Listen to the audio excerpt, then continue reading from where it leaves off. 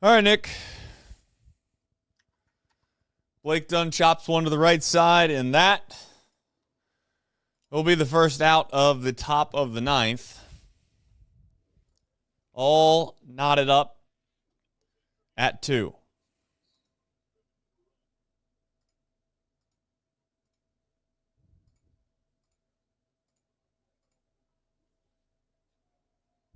Just got to find a way to win this one, and you kind of feel like you escape. Holy crap!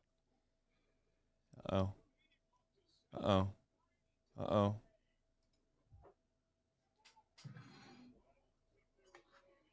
Here's the thing, though, Nick. This probably can't keep happening.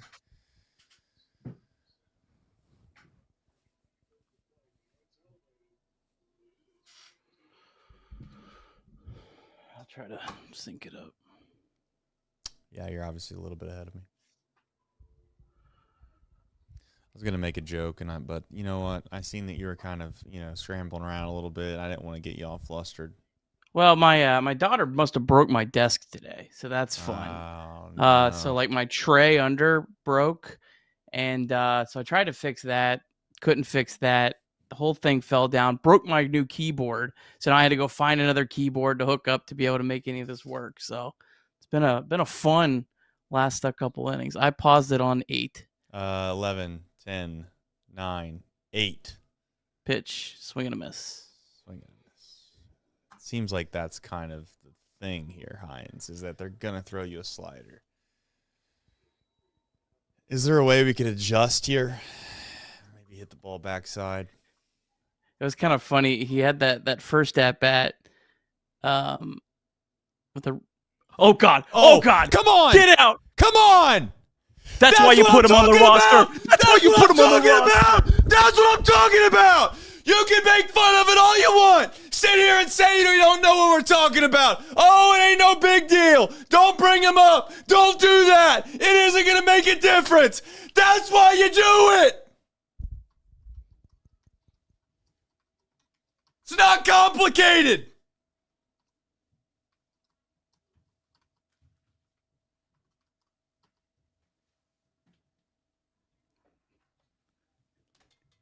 My mood just drastically improved. I think I broke my headphones.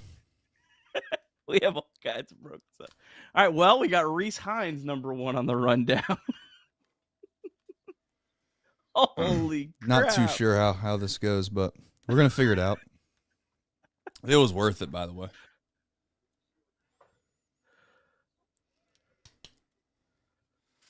All right, I think I fixed it.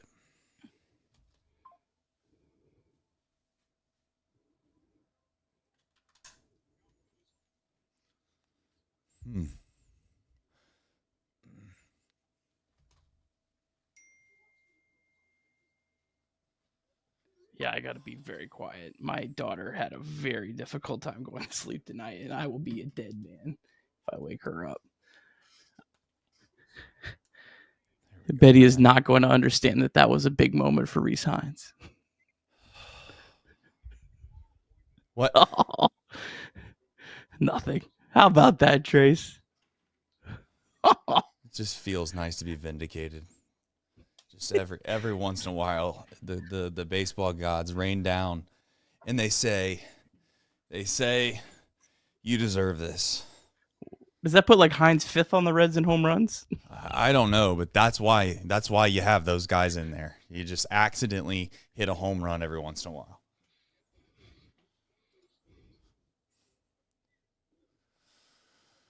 Oh my gosh, what a swing, guys. I mean, what a swing. All right. What a swing. All right, Pagan, I think, has pitched 3 days in a row. No, they still got to finish the deal, but we still got to finish. Come on, man. What a swing.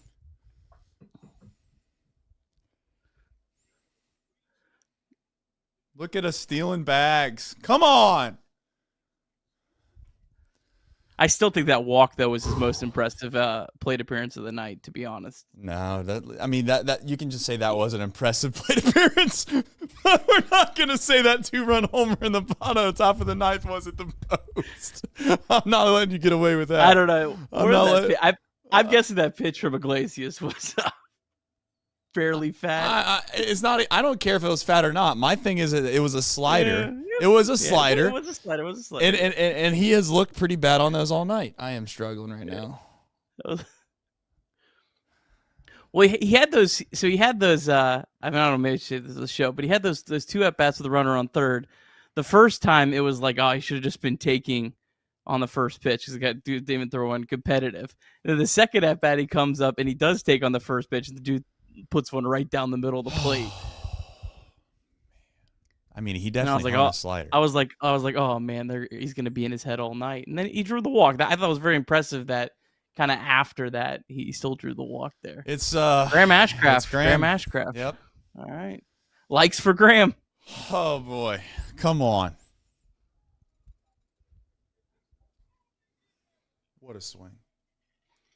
What a swing. I lost my collective mind. Remember that swing. When this guy has an 0 for 4 game with 3 strikeouts, remember that swing. Listen, if they find a way to win, he's a one-win player in my opinion.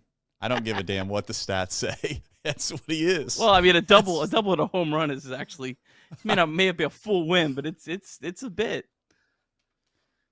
Oh. I mean, unbelievable.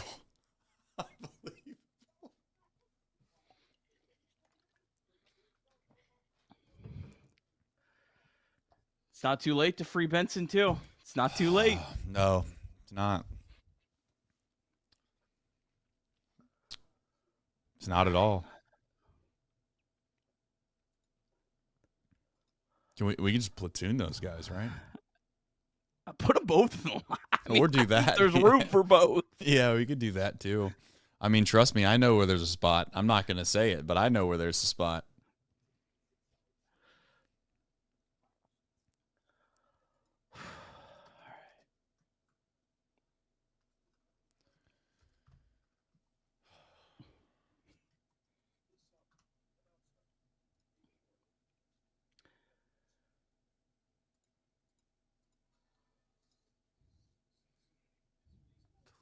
Come on, boys. Come on. As many games that we have lost that you felt like we could have won. This would be the first legitimate one. Yeah. The first opposite one where you're like, we've squandered so many great opportunities to make this not relatively a close baseball game, and you come through with a massive swing. Still got to get these outs. How about those 2 innings from Lyon Richardson right now? Yeah, no, amazing. I mean, clutch. Big time. All right, Graham, just relax. Throw the ball over the plate, buddy. Yeah, you got a 2-run lead. You got a 2-run lead, brother. Throw the ball over the plate. Solo home run can't beat you. Please. This whole closer thing, there's something to it psychologically, man. I don't know why some guys just can't be like, I'm going to come in here like I would any other time and get these last 3 outs. Come on, Graham. Strikes. Do not put the plate from a walk. Come on. Throw it right down the middle, please. Oh, God. Graham.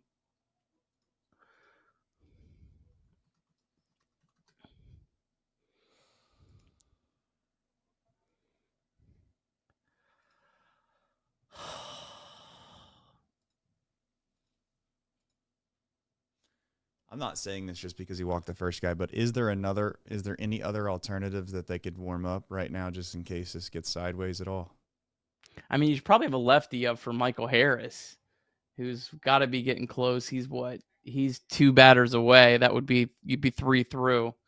I mean, I definitely think you should probably have a lefty up for Harris. Harris has been awful all year except for the last couple days.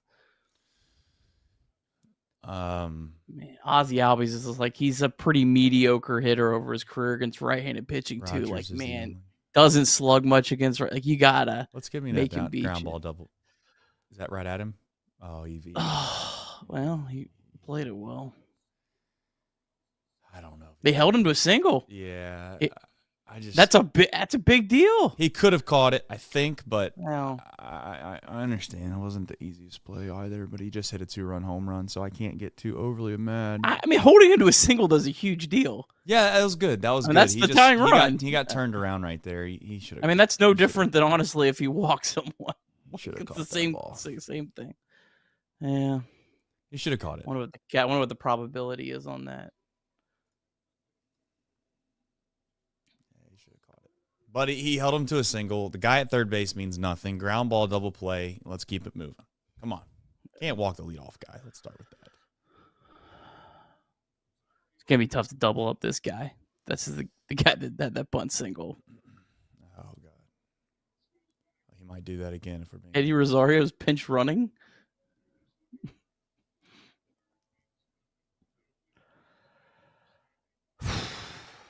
Yeah, you gotta have. I mean, I think you have to have a lefty up. I mean, if Rogers is available, which he only got one batter out yesterday, 2 batters. He's gonna bunt. Yeah, I mean, make a play here. Yeah. Yeah, he's gonna bunt. Yep.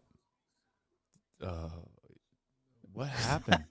What a terrible camera angle! Come on. Yeah. Like, can we get at least an actual shot of what's happening? All right. Well, it almost looked like he stopped running. Like he could. I think Graham thought he could tag him, and then he's like, "Oh, I think he kind of got." Well, he could have tagged him. I think he freaked out. It's fine. It worked out. He could have tagged him, but he probably just didn't want to mess with it. Okay, the thing at the bottom's wrong. He's not safe, right? Don't worry. We got it right here on Chatterbox Reds, I think. Well, they have an out. They didn't get an out any other way. Yeah, exactly. All right, so we got a guy at second, not first. Scorebug's wrong. All right, listen, let's just strike some guys out. Let's just do it that way. Yeah.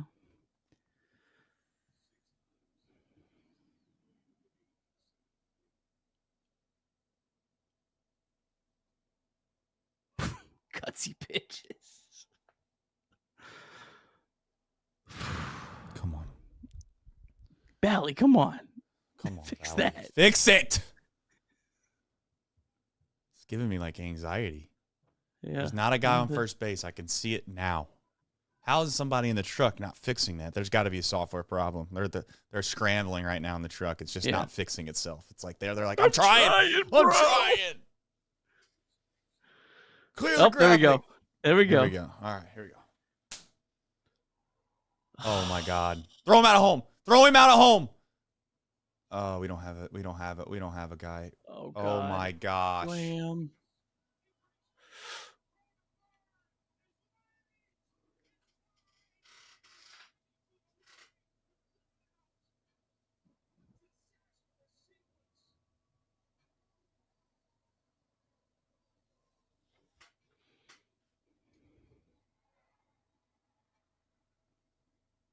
That's the weakest hit baseball in the world.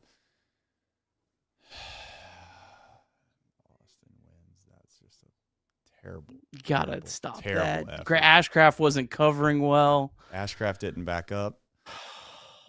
He was trying to deke him the whole entire time. What a piss poor hit that was too. Like, I mean, the shift burned him in the ass there. 75 miles an hour. Oh, dude, I mean, that ball was so slow that Ellie could have taken an angle back and probably stopped it. But this is just crazy. Is Rogers not available?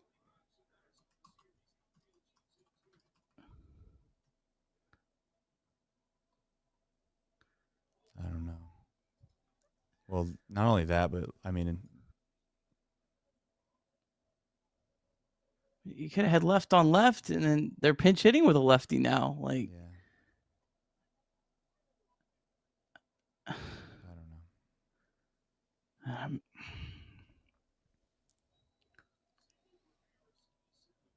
They just unbelievable. I mean, Could have caught the ball in right field for sure. You walk the leadoff guy. They've done nothing this inning that's actually worth a while. Like, the only out they've gotten is because they gave him an out. They bunted the ball.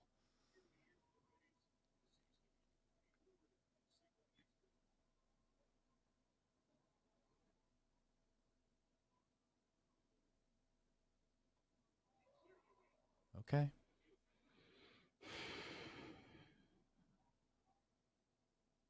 There's another lefty on deck too. Like the Braves have somebody. Let's get to this hitter. They started Verdugo against the lefty tonight. They're not going to pinch hit for him. No. I was just saying in general, like, did they think that this guy could have gotten pinch hit for somebody that would have been a better matchup, righty versus lefty? That's the only thing, because they can go lefty after this if they wanted to. You understand what I'm saying? Like, yeah, they know the Braves are going to pinch hit, so then they might just say, hey, instead of Rogers versus whoever, we'd rather have Ashcraft versus this guy. That's the only rational thinking there is here. Can we strike this guy out, Nick? All right, come on. Not dead. Just find a way.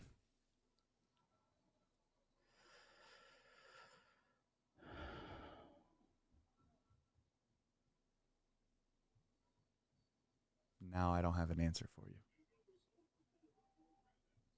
you. Maybe guys are just not available. I know they've thrown a lot of innings, but it's just you're paying Rogers $6 million for these spots.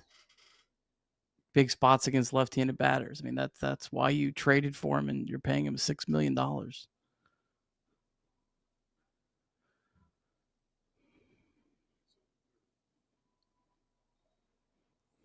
Thank you.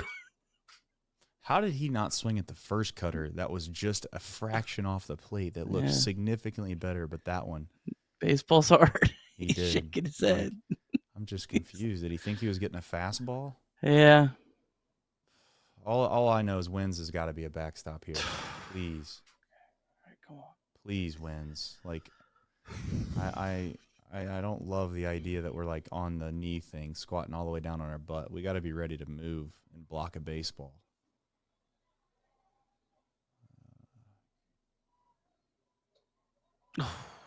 Good pitch. Was that a cross-up?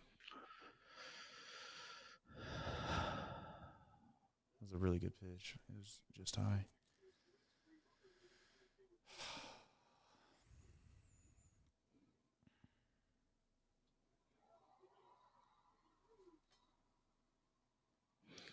All right, Ellie's the ghost runner.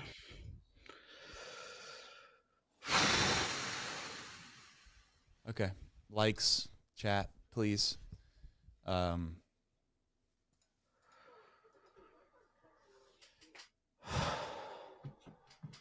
Likes.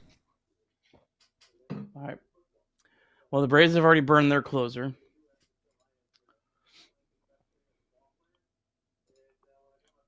No doubt, Luis May. Chat's asking for it. Luis May. Yeah, I mean. Yeah, because you got a guy at second base with nobody out too. I mean, hear me out. Okay. May, if you don't score. Okay. Maybe someone, if you just score one run and, you know, if I'm do or dying with May, but if you maybe score one or you score two here, then maybe I go somewhere else a little more, you know, not going to give the game away with walks. I mean, the Reds still have Barlow. Pagan has to be unavailable. Rogers and Santillan. Santillan has to be unavailable too. Yeah, I mean they. Baseball resources. And this is also like kind of a spot where like you could have called up a pitcher with Hunter Green going on the IL tomorrow. I mean, I don't know. Maybe they didn't have enough time, but like if your bullpen's this banged up, we're going with Blewett for the Braves. Okay. We are going with Scott Blewett. Let's hope the name rings true. A right-handed pitcher, 29 years old, 3.52 ERA, pitched in 8 games this season. This is his third team that he's pitched for in 2025. He pitched for the Twins, the Orioles, and the Braves now.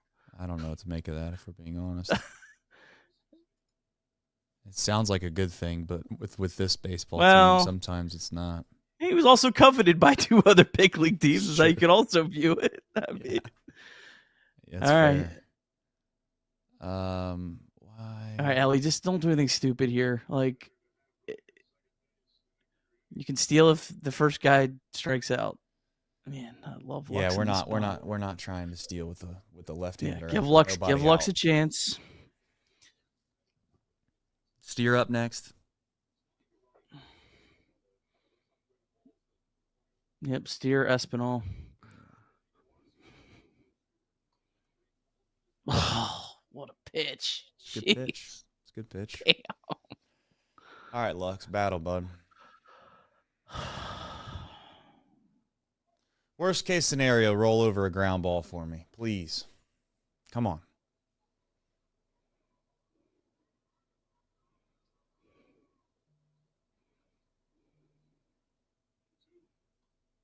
There you go. I don't know. I'm kind of okay with him swinging. I mean, not 0-2, but earlier in that bat, I'm a little more okay with him swinging for damage because Ellie could steal third and, try to maybe play for a big inning here. Yeah, well, at the beginning of the count, you're not trying to roll over a ground ball, but right now you're just trying to get this. You're trying to get this guy to third base.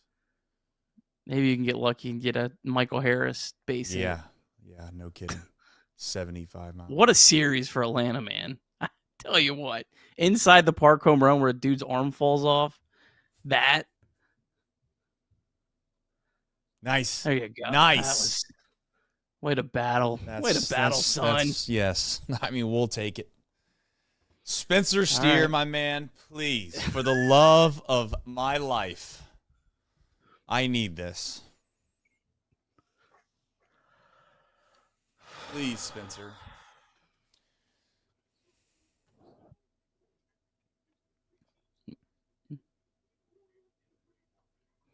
And see Sadek's going through what you would have heard here first on Chatterbox Reds.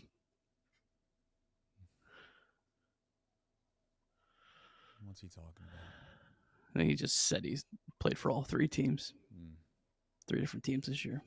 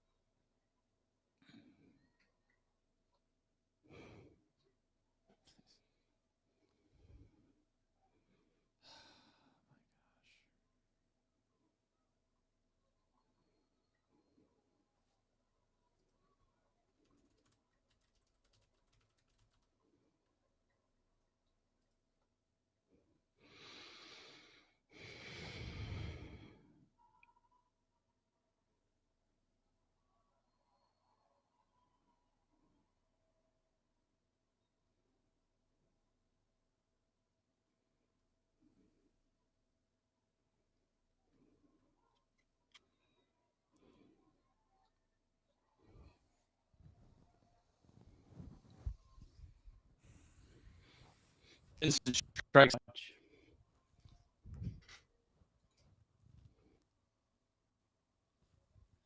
We're going to keep doing this, aren't we? Yep. Hit into a double play earlier, too, with he's runner on third base. He's had a day. What a game. He's had a good day. All right, Espinal, pick him up.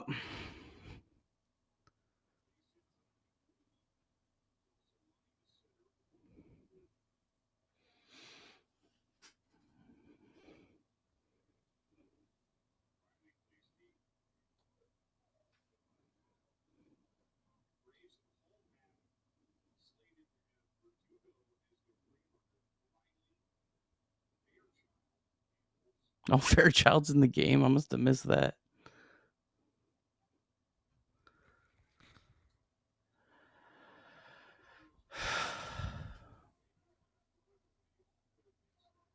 Ellie wouldn't try it, would he? I mean, at this point, I'm not going to be upset if he does. Yeah, I wouldn't blame him. Just take off. What's the worst thing that can happen?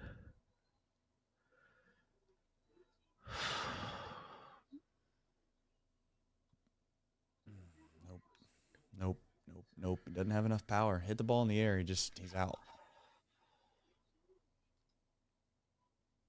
That was hit well for him too. It's just not strong enough. If only Steer could have done that. Oh, trust me, Steer could have done a lot of things. I'm guessing you walk Austin Riley and you live and die against Stuart Fairchild. I mean, you have to, right? Yeah, you have to. The only concern I have is that if you walk the first guy and you got Luis May, I don't know who's coming in, but if you walk the first guy, you give yourself an automatic closing of an option. So if let's just say Luis May walks, it is May. Luis May walks one guy, then now he has nowhere to put anybody. No, it's just like I'd rather honestly just live and die by the fact that he might strike guys out and or he's going to walk them. But I'm not going to put him in a tough spot to where if he just walks one guy, he's got the bases loaded with nobody out. So Riley 288, 821 OPS. Stuart Fairchild's hitting 050 this year. Then you have Matt Olson 229, 768, and then Ozzie Albies. That would be the best matchup for May, who is the fourth batter due up. So then you could argue if you're able to get the first guy out, then you got a guy up that you should be able to take care of, and then you can walk. Well, you could walk Olson, but I mean, then you could walk Olson. You could, but Riley, I still think is a much better hitter than Matt Olson, at least right now. So we're not in a great spot. I'm not here to try to say we are. I mean, you may not. You may walk Austin Riley unintentionally. Yeah, correct. Oh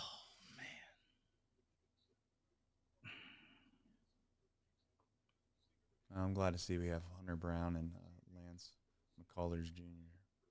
waiting at our doorstep. It's only McCullers, I think. It's only second start of the year.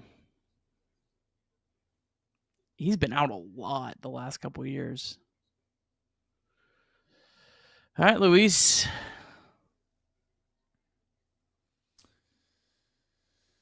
I'm not going to blame him either way if they walk him or don't walk him. Yeah, I think it's a coin flip. You can do either one, and yeah, I'm not going to.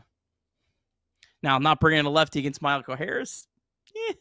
Left a little to be desired. But, again, they also may only have like two guys left in their bullpen, so that probably played into it. But I was just looking at the bullpen usage, and, I mean, they're in a spot where they definitely don't have, obviously, Pagan. They don't have Santillan. They don't have Ashcraft anymore. Barlow has thrown 23, 22, had one day off through 14. So, I mean, he's kind of got some mileage on him.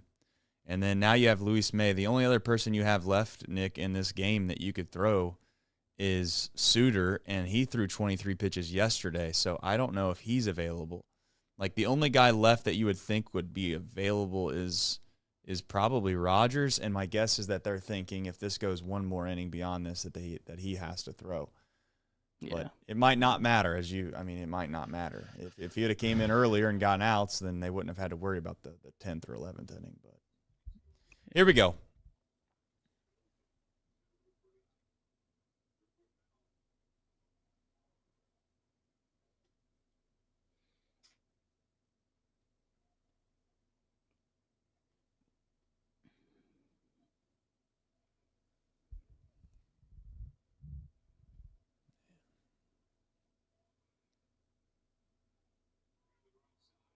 They did their job again.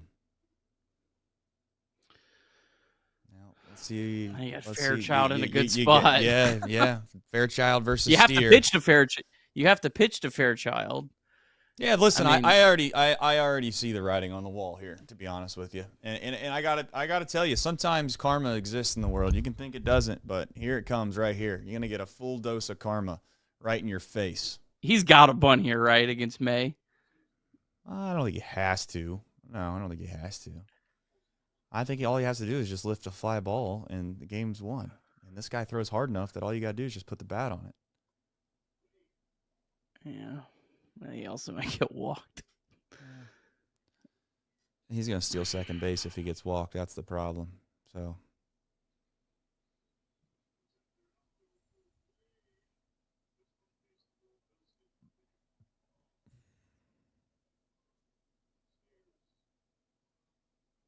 It's 2 pretty good takes. Yeah.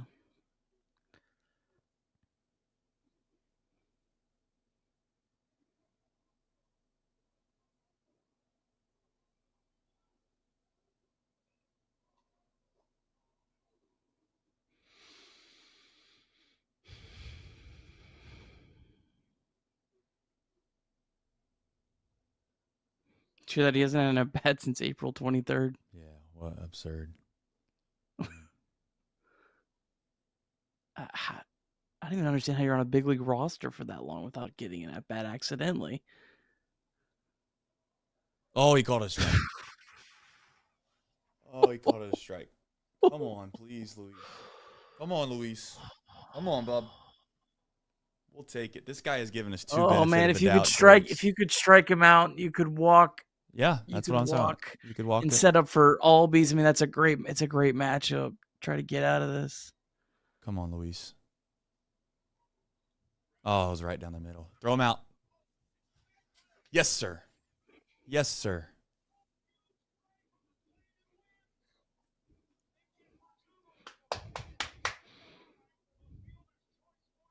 Hell yeah, Matt McClain. All right. Hell yeah. Not to get overly crazy. We got him out for sure, though, right? Like, no bullshit slide stuff.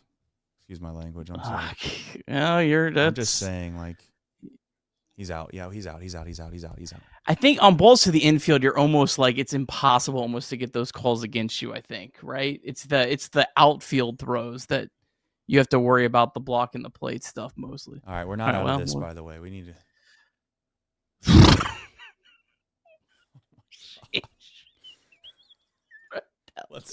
Let's stay away from the middle heaters, please. You know what's weird is that Olsen missed some pitches like that earlier in the game. He was just I mean, in Olsen's defense, like his you have no idea where this is coming either. Like you're not really expecting it right down the middle. Let's not worry about him, please. I understand he might steal, but I don't want to throw the ball down the line.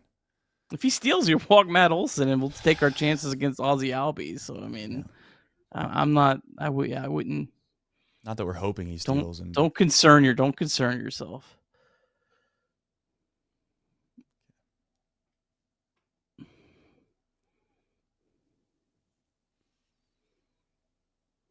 I'm really happy that Matt McClain made that play. Yeah. Hopefully that gives him some confidence.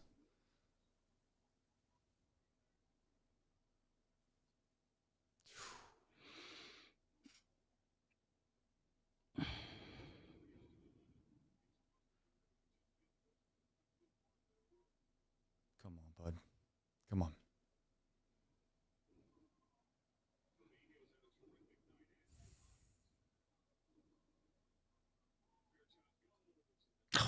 Good pitch. Yeah, great pitch. Great pitch. Really good pitch. Good spoil, too. You know, man, why do we put ourselves through this? Everybody ever wondered that?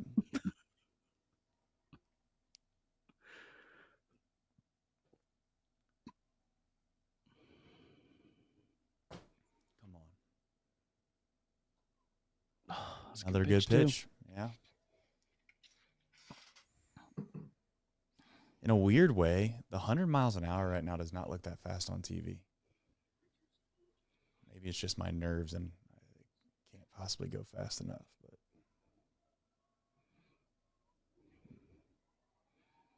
that's only ball 3, guys. All right. Yep, still be going.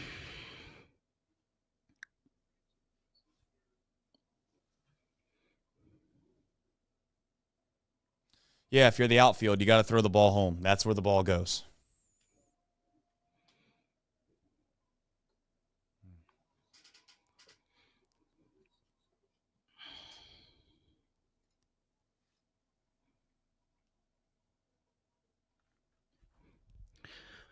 All right.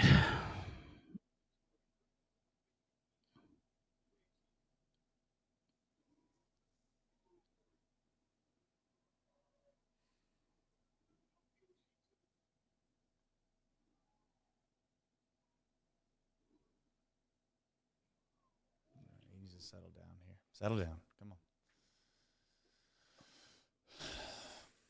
just like aim right down the middle, Nick. And wherever it goes, it goes. Just hope it's a strike. There's a good chance he's not going to hit a spot.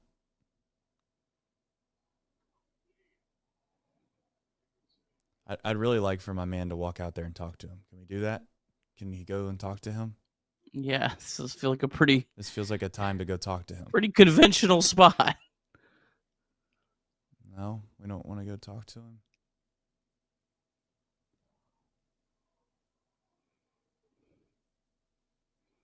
We're living and dying by May, yeah?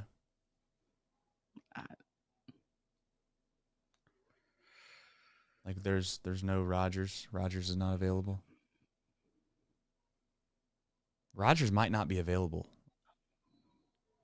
No, he's available. I'm sorry. 10, yeah, he's available. Unless maybe Well, he said we still have to get 3 more outs to win the game. Yeah, so, yeah, I know. Kinda, Yeah, you know. Yeah, I know. All right, one more. I didn't mean like this hitter. You take him out. Obviously, I meant. Yeah.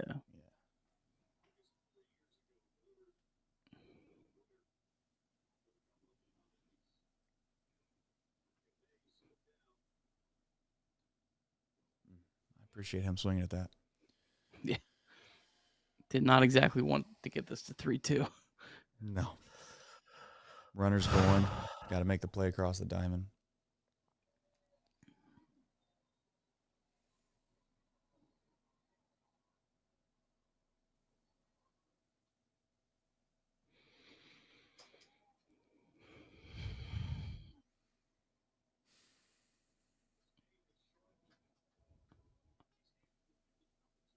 Back-to-back nights we walk the leadoff, or not back-to-back, but Yep. back-to-back blown saves have been walking the leadoff, man. Yep.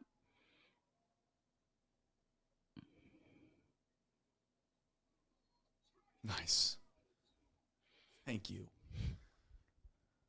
Hell yeah, Luis. Do you think, Nick, at some point we can score the ghost runner? I mean, how many times are we going to not score him? Well, maybe we're an 11th inning ghost running scoring team. Oh, where are we at? All right. We are. Oh, no. No, it's Murderer's Row. Done. It's Murderer's Row. Done. Austin wins. Hey, Austin wins, good hitter. Nice. Hey, 2 good hitters. God. Are they going to give another inning to Blewett? I mean, the way he looked, I probably would. Blake Dunn's got a bunt. No exception. Yeah, I'm not. Yeah, I'm not. I'm serious. I'm not a bunt guy. I'm not a bunt guy. Top of the inning, but right now, yeah. I mean, maybe they'd screw it up too. I mean, throw it down the line, right get field lucky. line, Yeah. Blake Dunn is fast. Can Dunn get a bunt down though? That's the key. I don't know. What can he do? He can run fast. Doesn't mean he can steal a base though.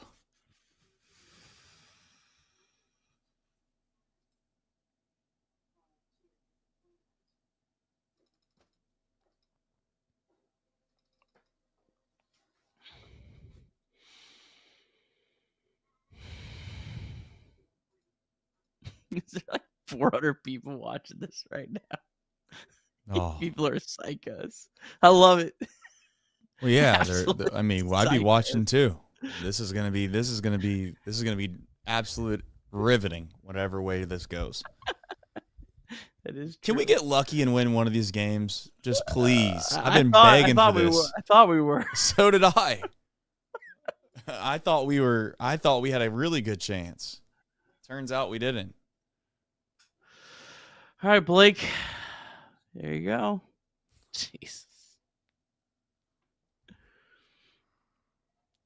It's only 94 miles an hour, too. Right down the middle. You couldn't have asked for a better pitch to bunt. Not too crazy fast. I know people don't like when we keep bringing up Will Benson, but just a thought. Hit swing. Oh my God! You can't bunt the ball right.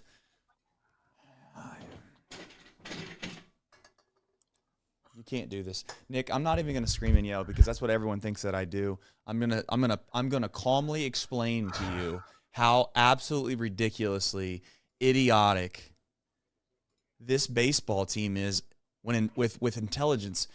You can't bunt the ball to the first baseman when you got the guy going to third and there's no one on first base. You have to bunt the ball to the third baseman. Like that is 101. On top of that, Olsen was 5 feet away from him. He was 5 feet away from him. Just swing then. Like pull the ball, pull the bat back and swing.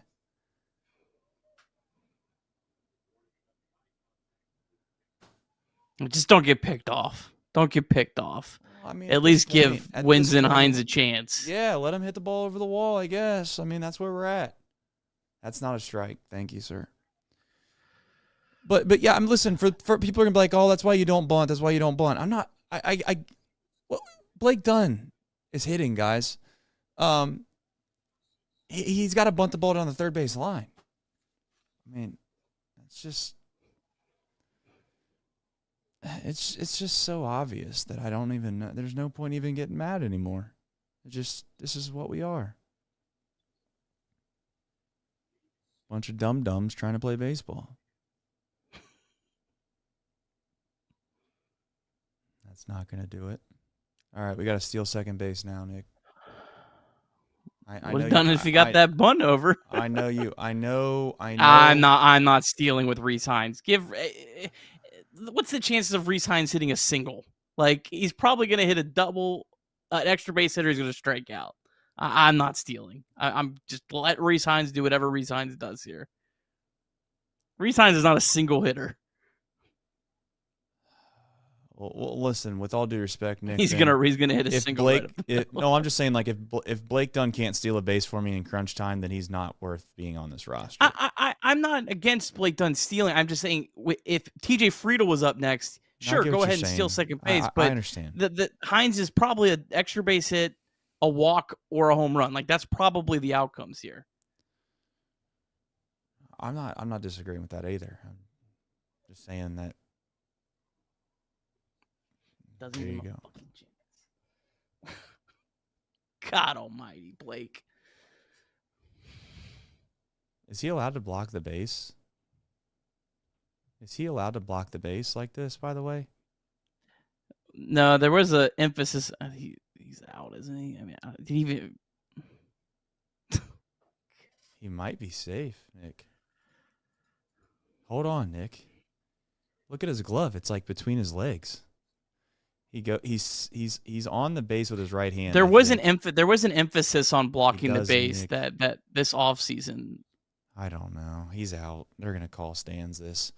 Like, look at his right hand. Unless his knee is in front of the base. It's barely, but there was an emphasis on that this offseason that you can't block the runner from getting to the base. Well, he did have a knee in front of the base. His knee was in front, so they do have some sort of argument. I still think that was a terrible decision to steal. I don't understand it. I don't get taking that bat out of Hines' hand. What are we doing here? Is he arguing?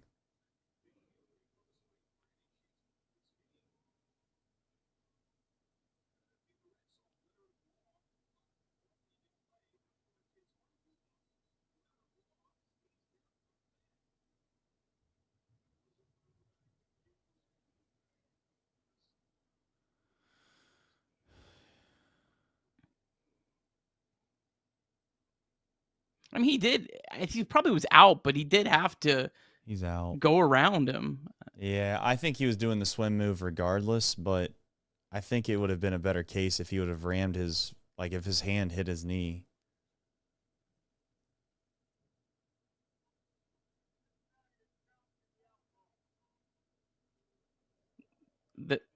They were trying, I guess, before they challenged, they're trying to get them to change it on the field so they don't get a BS call stands here, I guess, was but why he was arguing before they challenged is my guess, hoping they would convene and talk about it.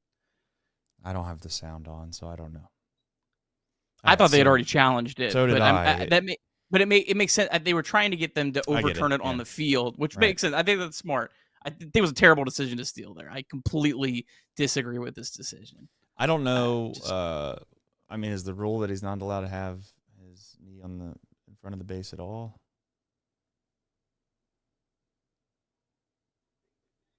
I don't know.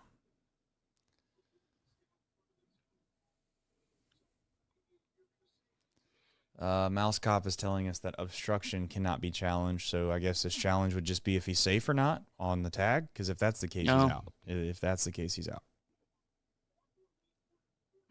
Why can't you challenge that? Right. You can challenge a guy's foot coming off the bag for a millisecond, but you can't challenge if the guy's... You can't challenge if the guy's knee's in front of the base? It would clearly be way more visible on replay. Tito's going to get thrown out. Is he going to get thrown out? Yeah.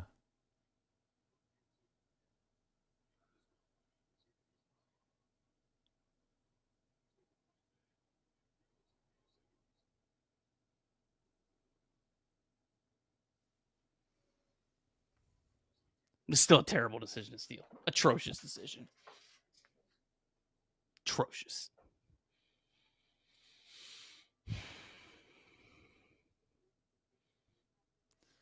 Clearly, you can't challenge it based off of obviously what Mouse Cop said, but it appears that I believe Francona is really pissed off because he knows that he can't challenge the call that he actually thinks was the reason that he was out. Which is why you would go after the umpires, Correct. It's their decision.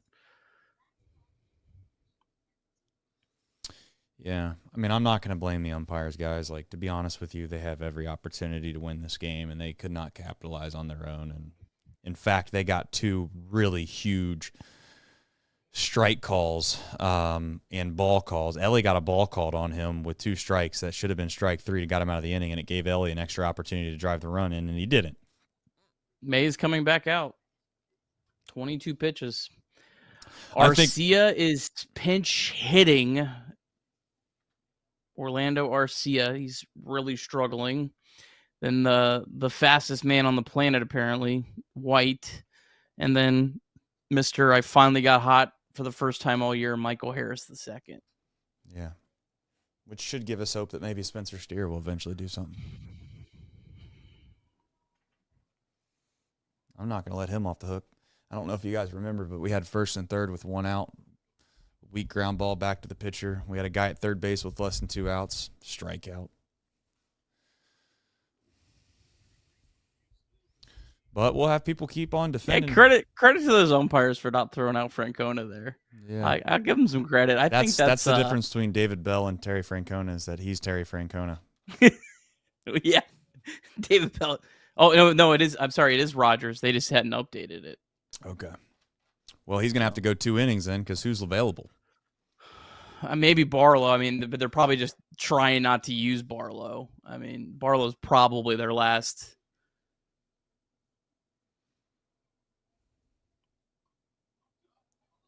He's going to bunt to first base. Play. These guys are all idiots. I mean, honestly. Maybe this is why the analytic crowd, with all due respect, I'm being honest, this is why the analytic crowd and why the folks that don't like bunting because of that absolute asinine attempt of a bunt right there. Do you guys see how piss poor of a bunt attempt that was? I mean, he squared around late. He bunts the ball towards first base. You bunt the ball to third base. He has to hold. He can't run in because then the guy can steal third. It's crazy, Nick. Like, it is crazy that these guys they don't practice it. That is the thing that gets overlooked by the pro bunt crowd. That's fair, yeah. Is the analytic crowd saying that, well, the numbers are, if the guy's on third base, you're less likely to score a run. But that's just saying that you actually are successful getting the bunt down. It's still technically not a profitable thing. And most of these hitters, it's less than a 50% chance probably they're going to get these bunts down.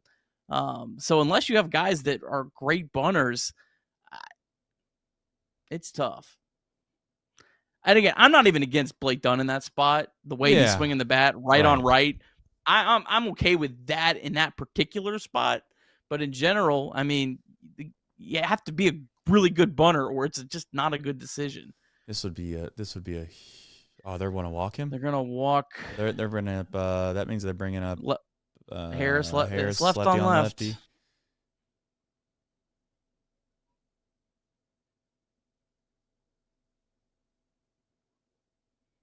What are we doing? Tell you what, he's doing a lot of finger pointing.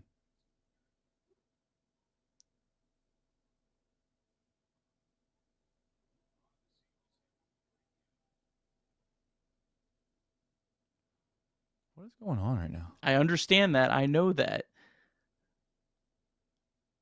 Do you understand? Was it a? He got thrown out. He got thrown out. He got thrown out. What did he say?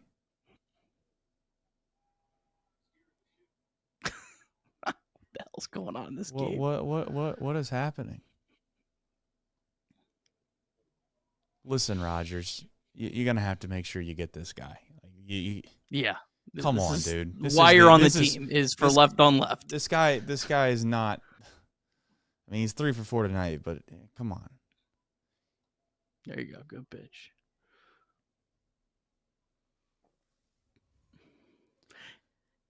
Isn't it wild that Rogers throws 95? Doesn't it feel like he's like a more finesse guy than he is? Yeah, maybe he feels like the same as Mole, but he throws a lot harder. Yeah, he does. He does feel like he's a little Mole in him. He throws just about 5 mile an hour harder than Mole.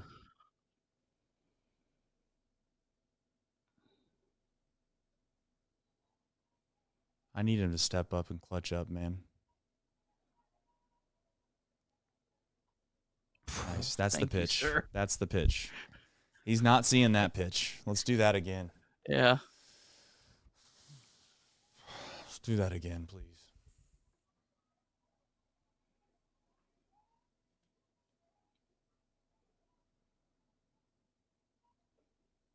Okay. I'm fine with that. All right. We got to throw a strike.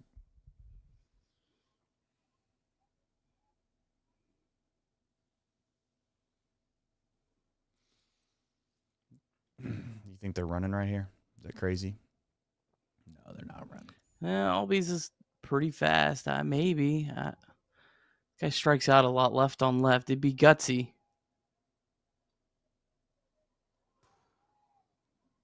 They're not running, just largely because of a line drive double play, plus the fact you can throw a guy out at third. It's just not worth it. You only got to score 1 run instead of 2.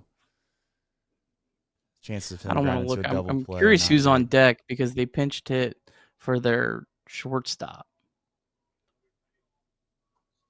Nice pitch. All right, who's up? Listen, folks, I'm going to give credit where credit is due. That was a big pitch. 3-2. Third string. No, it's the backup catcher. And you landed. He stayed in the game. Fantastic slider. He's a top 100 prospect. This guy Baldwin. This is him. Left on left. All right, good first pitch.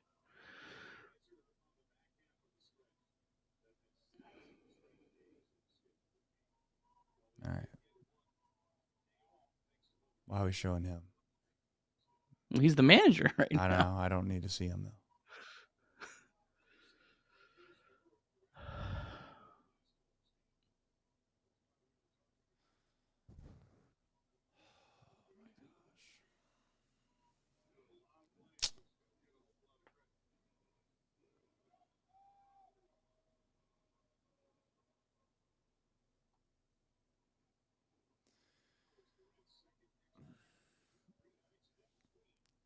I am going to say right now, I don't like that we've thrown this slider 3 times in a row now, and we need to kind of change speed. He's got a good look at it. Yeah.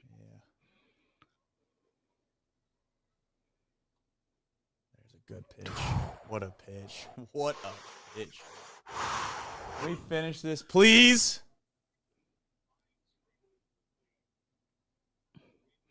Feels like you maybe could get him to chase a fastball. Yeah, I think away. I think that Or slider, up and in. that slider, the same pitch that you got earlier, a swing and miss on. Oh, that one right there. That's a good man. Oh. That's a heck of a job to stay alive on that. I mean, it's easy to sit here and say where you should throw the next pitch and have to throw it perfectly, because if you try to throw a fastball up and in or inside right now, which is I think would get him out, you can hit him or you might just leave it right over the middle of the plate. You still would have left on left though up next. Just don't leave it in the middle of the plate. Throw him out. Throw him out. Nope. There's no way.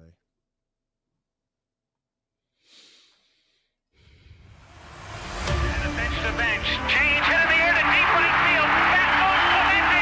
It's the save. He's done. Get out of here, baseball. It's gone. Oh my God! Can you believe it? Johnny Bench has tied it up. The Cincinnati Reds win the World Series in force rate. It was a sweep. In the dirt, it's a wild pitch. Here comes Foster. The Reds win the pennant. Larkins won the game. That ball is fair. Cincinnati's ahead. 2 games to none. Welcome Joe Randa to Cincinnati. Adam Dunn has done it again. Benzinger backing and calling. And the 1990 World Championship belongs to the Cincinnati Reds. Marty, yes. This is Adam from Milwaukee. Hey, Adam, how you doing? I'm good. How are you? Good. Do you think Scott Hatterbox is a good player? Dunn up there with the bases loaded, the outfield deep and around toward right, and the 1-0 on the way to the plate. Swung on, long drive, right field, and this one belongs to the Reds. And a high drive. Hit back into deep right field. Junior has just knocked the door down to the 500 club. Benson's first home run is a walk-off winner. That ball had a family. And De La Cruz is, oh my goodness, look at this kid run. My, oh my, that is a triple. Matt McClain's first big league bomb.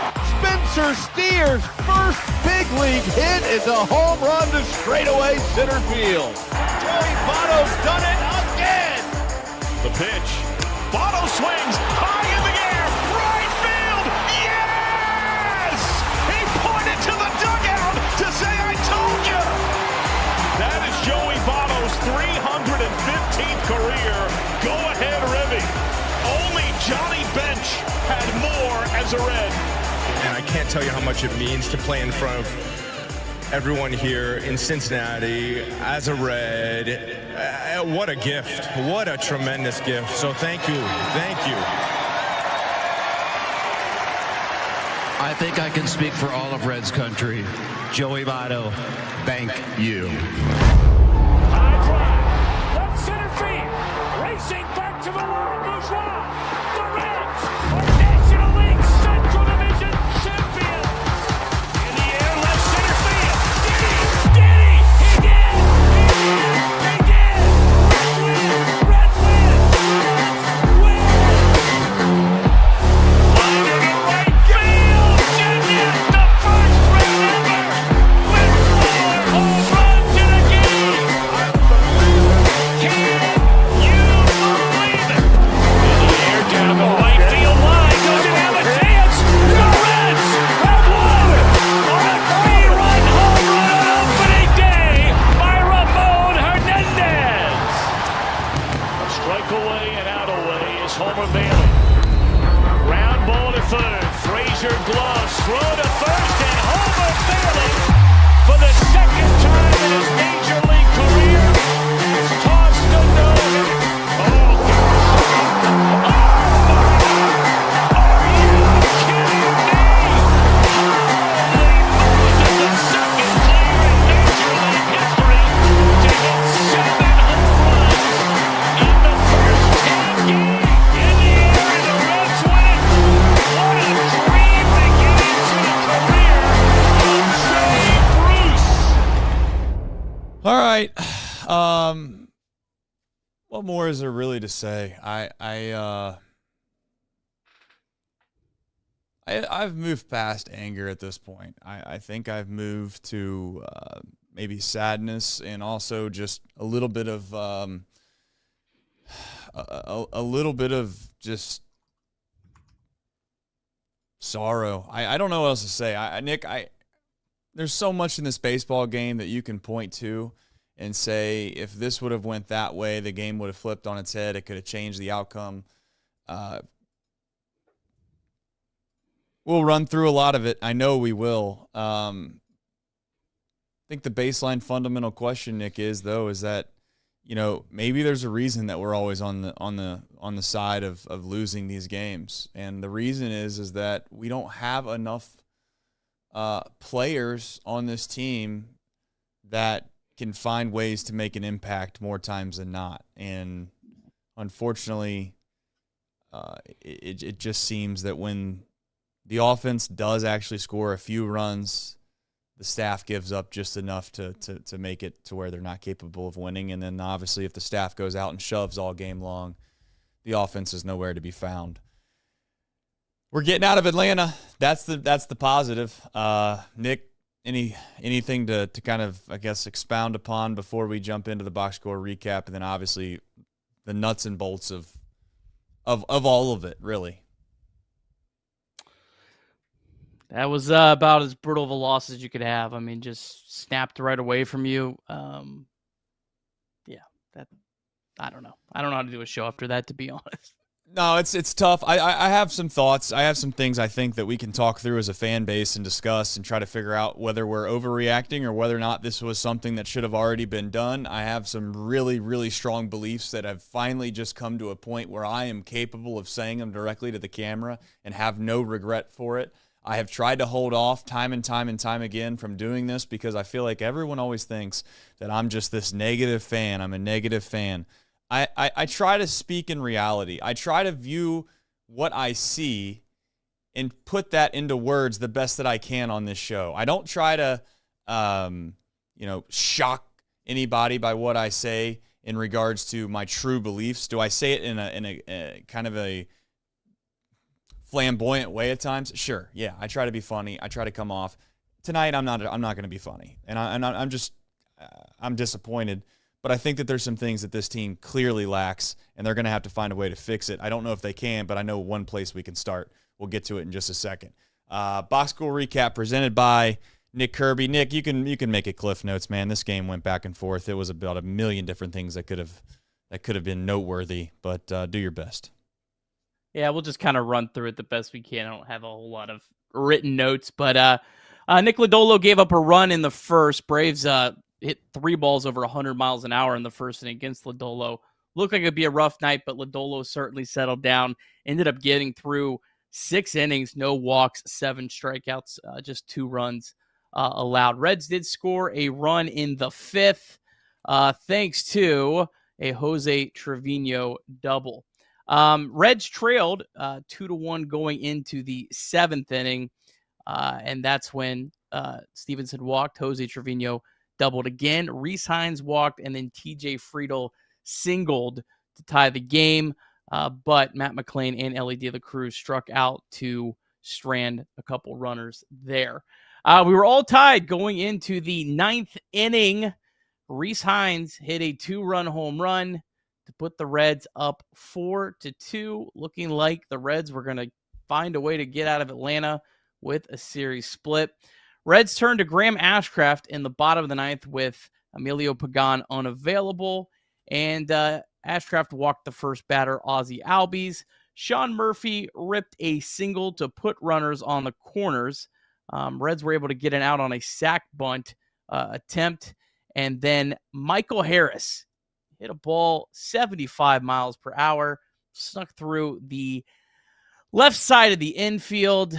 I don't even remember what happened. It was a terrible play. Somehow Harris ended up on third base on a ball that was hit 75 miles an hour that rolled through the infield. That tied the game. Reds were able to get out of it. Reds stranded the runner in the top of the 10th. In the bottom of the 10th, Luis May somehow worked his way out of the inning. Reds, again, stranded runners in the top of the 11th. And then the Braves walked off with a Drake Baldwin single with 2 outs to end the ball game. Reds lose 5-4. Reds now 19-20 on the season. And this is one of the more disappointing deep drives of the day because it was one thing that felt like could have just been an absolute catapult.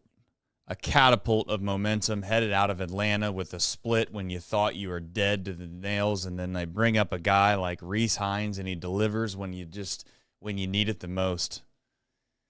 Smashes a home run to left field, 107 off the bat, 470 feet.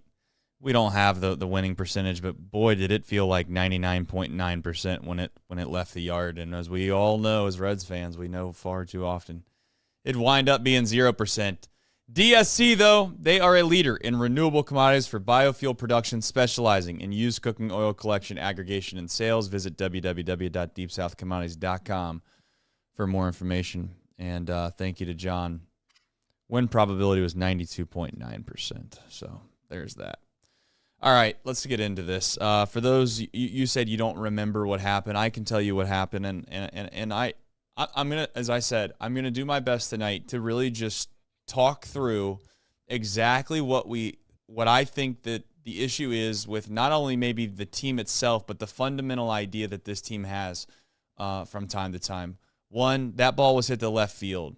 There was an infielder playing left field. That infielder then threw the ball home with a very weak arm, incapable of being able to throw the guy out at home. Austin Wynns decides to try to be smart and coy and try to deke the runner as if the ball wasn't coming, so he didn't really get into a position to try to stop the ball. The ball skips past him, so you have, let's talk through this play. You have a left fielder that plays infield, a very weak arm, throws the ball into the catcher. The catcher isn't wise enough to know that, hey, I probably should block this ball instead of just trying to deke him and take the chance on maybe getting him out when that clearly wasn't a very high percentage. And then the ball skips past him. And then you might say, well, what happens? What are you supposed to do as a pitcher when the ball gets hit to left field? You're supposed to back up the play at home just in case the ball does skip past the catcher. I got news for you. Graham Ashcraft wasn't available to do that. So then you allow a 75-mile-an-hour single through the left side of the infield to essentially allow him to get all the way to third base. But I think, Nick, really, you got to go back into this game, and I think it starts in the fifth inning and then after. The truth of the matter is that the Reds have multiple opportunities with a guy at third base with less than 2 outs, and they're incapable of getting them in. I go back, I look at the box score, and the truth of there's a lot of guys in this lineup that are not producing. They're just not producing. And I'm not going to sit here and try to berate every single one of these players. But if I go back to the fifth, Tyler Stevenson strikes out first and third with nobody out, Nick. He could have hit into a double play right there. I mean, it would have not been what we wanted, but he could have hit into a double play and we score a run, right? But he didn't. Thankfully, though, and I'm just bringing that up because it's like these are the things that can catapult and snowball each other. Thankfully, Trevino doubles, right?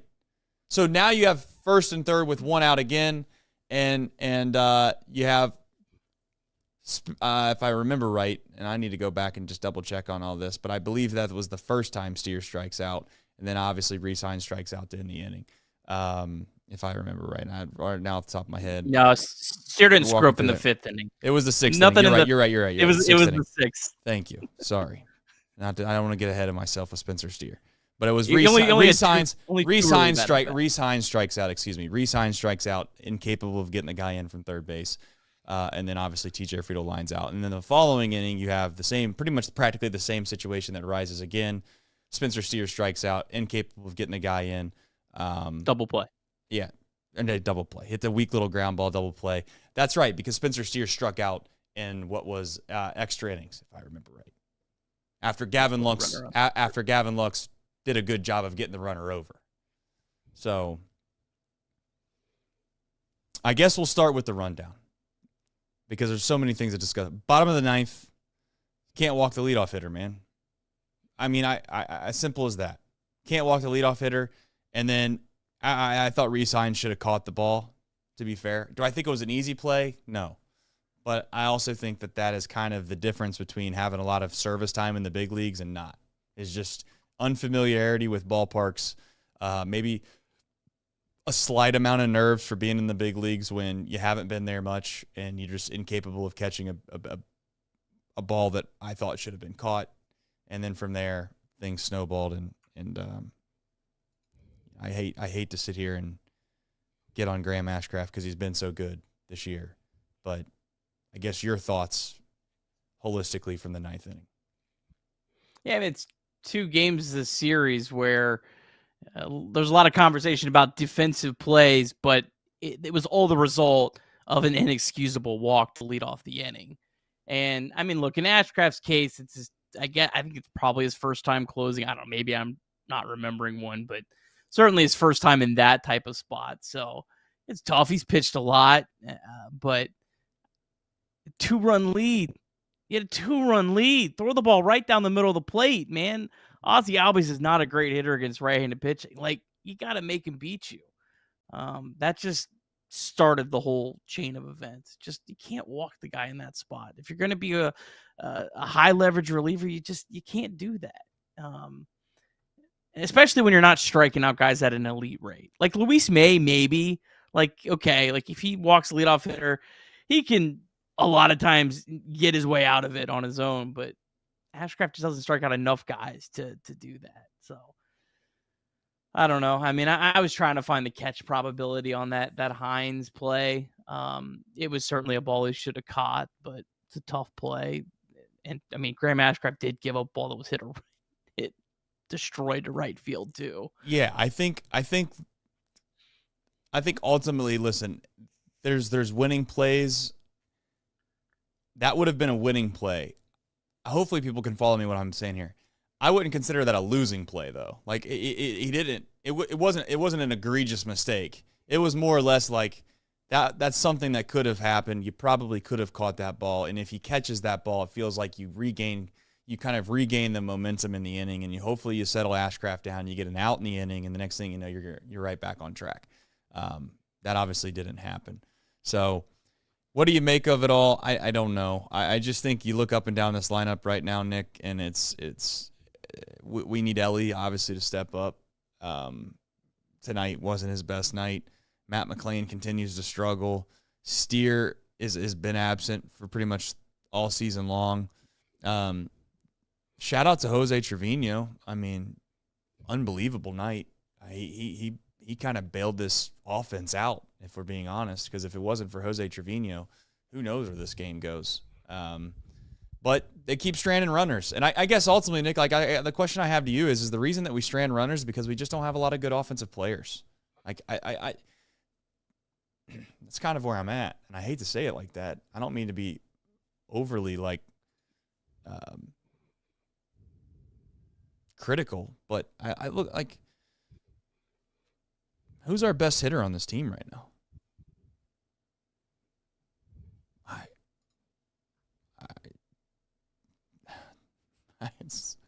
Who is it? Lux, I guess. Well, I think Lux is the best hitter against right-handed pitching right now. I think by the end of the year it'll be Ellie. I think Ellie will heat up, but yeah, I mean, well, if it is Ellie, then Trevino can't be your best hitter. No, and he is statistically, obviously, but I'm just saying, like, if Ellie's our best hitter, I mean, he's his OPS is 730, which, he's got to have some pop. At some point we got to have some pop out of Ellie. And I'm not going to make it about Ellie tonight. I'm openly admitting that this offense isn't good. And the last thing I want to say, Nick, is like people aren't going to like what I'm going to like. I'm not trying to give them an excuse, please, but it felt like we got a little unlucky in spots tonight. Like, it would have been great if TJ Friedel came up in a spot where we had those first and third with nobody out. It would have been great if even if Espinal came up with first and third with nobody out. But we found ourselves in a spot where Spencer Steer was there, Matt McLain was there, and Reese Hines was there. And those guys, Stevenson, those guys are swing and miss guys from time to time. Matt McLain, he's in a dark place right now. He really is. Like, offensively, he's in a dark spot. I'm thankful McLain made that play at home. Otherwise, it would have been very toxic for Matt McLain on Reds fandom. But I digress. Anything that you want to add on about the stranded runners? It's one thing to strand runners when you provide a lot of value in other places. Exactly. If you can hit the ball, like Rhys Hines stranding runners, it's part of the package, right? Like he's going to strike out in those spots. But he can also, with one swing of the bat, change the game. Exactly. When you're hitting 187 with a 552 OPS, yeah, it's not acceptable. Right. Like, I'm just so sick of it. I'm sick of every night people telling me Will Benson doesn't deserve a chance, but that does. Thank you. Keep going, Nick. You can keep going. We've been ringing this bell about Spencer Steer from opening day. This isn't Monday morning quarterbacking, folks. This is us saying on the very front end of this thing, this guy has had one decent season, and somehow you'd have thought he was playing with the big red machine with half the damn fan base, and obviously this front office, because he has a leash. He's got a leash longer than I can't say the joke. It'd get me in a lot of trouble. But my point is I'm over it too. If there was anything that I would get passionate about tonight, I am sick and tired of a guy that is a defensive liability that he cannot hit.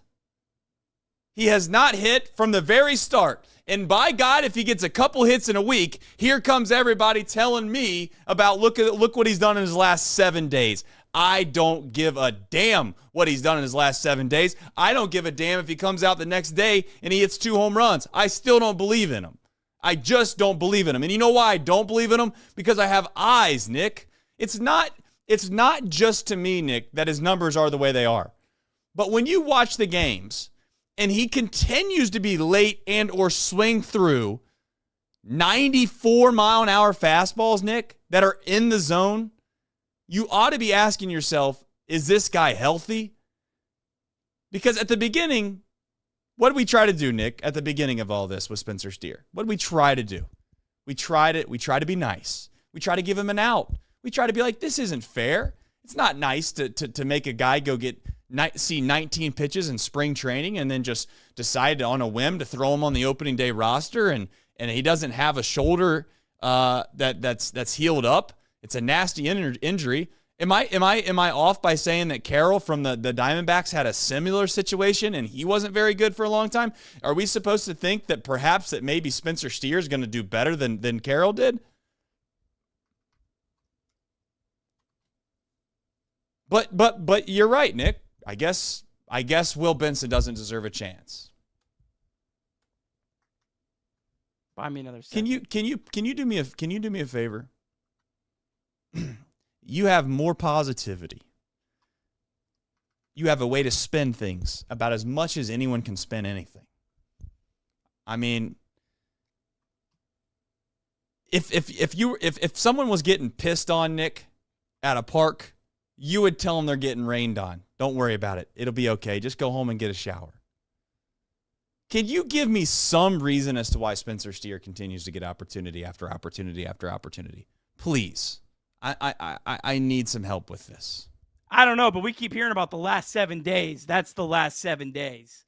That's not cherry picking. I went to MLB.com. I put in last 7 days, and that's that. Matt McClain is getting all the criticism in the world, and he has a .375 on-base percentage over the last 7 days. And Matt McClain plays elite defense, made a great play, provides a lot of different value, and the guy was a top 100 prospect. That's played like 140 big league games and needs more of a leash and more of a chance. I'm just so over it. I don't have a lot of positivity, Trace. I don't. I'm sick and tired of Will Benson not getting a freaking chance, and these other guys keep getting chances. And I get told every night that I'm an idiot for it.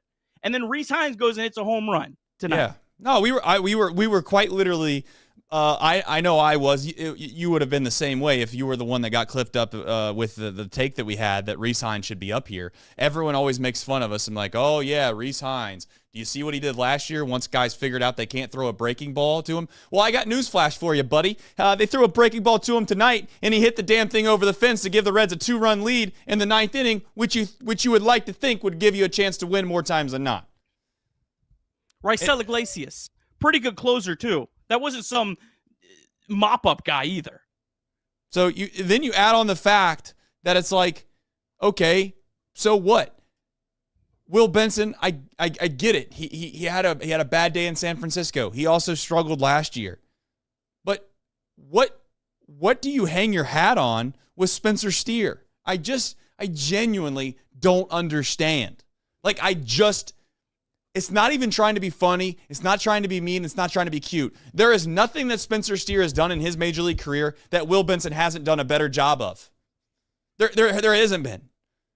In fact, I'd go so far to say, what was the guy last year that came in? I'll figure this out in a minute. I'm going to hold that thought. I'll get to it in a second. But I would be willing to bet for all those that want to keep looking up Spencer Steer's metrics and trying to justify it in any way they can, then I got something coming for you here in just a minute. But the truth of the matter is that we can't afford to just give guys opportunities when they don't deserve them, Nick. And it's one thing to do it for like a couple weeks, but Nick, we've been doing this for what has been 2 months now.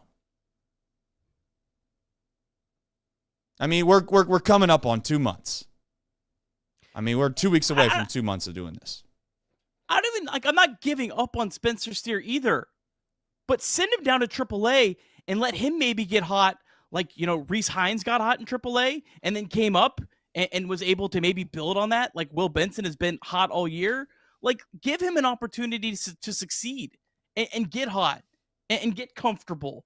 Like, they had chances and chances for this. And today, even just take Spencer Steer out of this whole equation. Like, Jake Fraley has been hurt for 2 days, right? Hasn't been in the lineup. Can't put Jake Fraley on the IL, right, and call up Will Benson. Will Benson could have maybe pinch hit about 6 different spots tonight. And maybe the result's the same. But my God, I would have liked to have had a chance. I agree. I also think Jacob Hurtubise is on this roster right now. It makes little to no sense to me personally. I also know that Blake Dunn's on this roster, Nick, and it doesn't make a whole lot of sense to me personally at this point. But I'll also admit this is the same organization that had Bubba Thompson on the damn Major League roster for what was basically the same amount of time frame, it feels like now. And then he went to Double-A Chattanooga, and he never even got a chance to play there because they were the world's worst baseball team, and they decided he wasn't good enough to even play for them. So I'm at a loss for words. I got a message today. Let's see, what's this guy?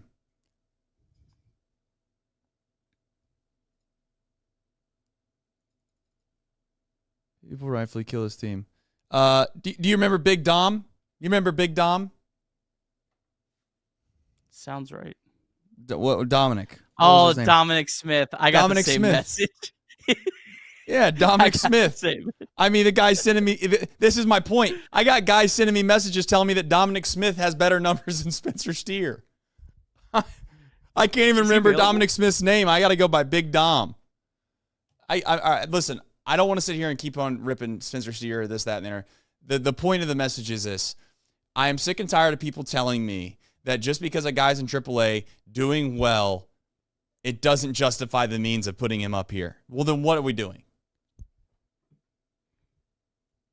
Do you really think that Jacob Hurtubise and Blake Dunn and a banged up Jake Fraley, dare I say even a healthy Jake Fraley, deserves more opportunities over some of the guys that have been performing well in Louisville? And if you do, we just don't see eye to eye. I'll move on. One last point on this, because right now the Reds are kind of in a spot where they almost have to have Steer on the roster because all the first basemen are hurt or Candelario'd, whatever that is right now. Yeah. Like, I get Steer almost has to be on the roster and has to play first base right now because you're out of options. But the problem is you had about 5 options at first base, and you decided you had to bring Spencer Steer up and throw him into the mix with all those other options when you could have just started him on the season, on the IL, send him to Louisville, let him get fully healthy, be ready to play in the outfield, be the versatile player that he's sold as, and maybe actually be up to speed hitting and not have had this season just snowball on him. That's the biggest root of the problem here, is that they screwed this up from day one, and like they just will never admit their mistake on it. Do you think that the front office does that from time to time, Nick? Like they put their foot in the ground, or they dig their heels in, and they try to justify something as if they need more time to prove that they're right when they're wrong all along. Like instead Feels of just like it right now. It does, doesn't it? Feels like it. It does. I mean, it definitely does. And I'll also say, if Marte didn't get injured, I'll say this: if Marte didn't get injured, Rhys Hines doesn't hit that home run tonight. Yeah, he doesn't. He doesn't get called up. Meanwhile, we have Blake Dunn and Jacob Hurtubise on the roster, everybody. I want you to know that. I want you to realize that when people sit here and say, oh, Nick and Trace, you guys, definitely me, maybe not as much you. What you're telling me you're smarter than the front office? I'm not saying I'm smarter than the front office. But I am saying that there are times where having an outside perspective of the whole thing and not having favorites and not having maybe relationships that can affect the way that you feel about certain guys and other guys. Spencer Steer might be a great guy, right? And it might influence you in hoping that he might play well because you just want him to play well because you've met him and you feel good about him. But that's not what you're supposed to do when you're in the front office. And I'm not suggesting that's exactly what they do. But what I am saying is that if you can't fundamentally understand that Jake Fraley and Spencer Steer and Blake Dunn and Jacob Hurtubise are not very good baseball players right now, and they need to go somewhere else to do something else to come back to be at least somewhat serviceable, then we're not watching the same baseball team. And clearly, I will take any alternative that exists at AAA that's doing even remotely well over what Spencer Steer has been producing since the start. And you can add along all the other names that I just said as well. To be very clear, and I'm sure I speak for Nick on this, do I think that Will Benson's going to come up and basically be Babe Ruth? No, I don't. And in fact, the best thing that Nick said on this show so far is what we all hope for, which is, as at least if you're not going to produce consistently, at least have something in the feather of your cap that might actually produce runs, like hitting the ball over the fence. Rhys Hines might have went 0 for 3 today with 3 strikeouts, or 0 for 4 with 4 strikeouts. He might have. But at least I know deep down there's a chance on the 5th at bat that he runs into a baseball and hits it over the fence. I hate to say this, but that's not happening with Blake Dunn. That's not happening with Hurtubise. That doesn't really happen all that often with Fraley, and it hasn't happened with Spencer Steer. So I'm done watching it. So this is the last time I'm going to bring it up. I'm done watching those 4 guys. I don't want to see them. Doesn't mean I don't like them personally. It just means that I don't think they're very good baseball players, and we've done this song and dance for way too long, Nick. Start to bring some of these guys up from Louisville, and if they don't cut it, so be it. But I'm done watching the average baseball players that we have, and we continue to run out there on a day-to-day basis. Anything you want to add before we jump into the back half? Yeah, my last point is this. If Will Benson does not have a spot on this roster right now, then why is he in this organization? Because I guarantee you there is a team across baseball that would like to give a guy that just 2 seasons ago produced it the way Will Benson did. They'd like to give him a chance. So if he can't make the roster right now, what's the purpose of having him? If you're that down on Will Benson, trade him. Give him an opportunity somewhere else and maybe take a flyer on a prospect that's 19 years old. Remember when they did that with Tyler Naquin? And you got Hector Rodriguez and Jose Acuna, 2 of your better prospects right now at Chattanooga. Do that with Will Benson if you're that out on him that he can't have a spot on this roster right now. Also, people that are in the chat right now saying, hold Ellie accountable. I'll tell you, Ellie's not been good. He's not been very good. We expect a lot more out of him, sure. I'm not even going to use the excuse that he's young. I'm not even going to do that. What I'm going to say is there's not another alternative. If there was an alternative that I thought that would actually produce better than what Ellie's giving me, although it's not good enough, I would sit here and I would beat that drum, folks. But I don't see that. Give me someone that you would like to replace Ellie with. And I just want you to remember, you have to factor in the capabilities of what Ellie has a chance to do. We all know that Ellie has the chance tomorrow to turn it on. He has a chance in the next 2 weeks to win this team baseball games, and he might not. But as far as the reason as to why I don't get on here and sit here and make this whole thing about Ellie is because I don't think I have an answer there. I don't. I think I do have somewhat of an answer with some of these other guys that I'm mentioning. I look at it this way with Ellie and McLean.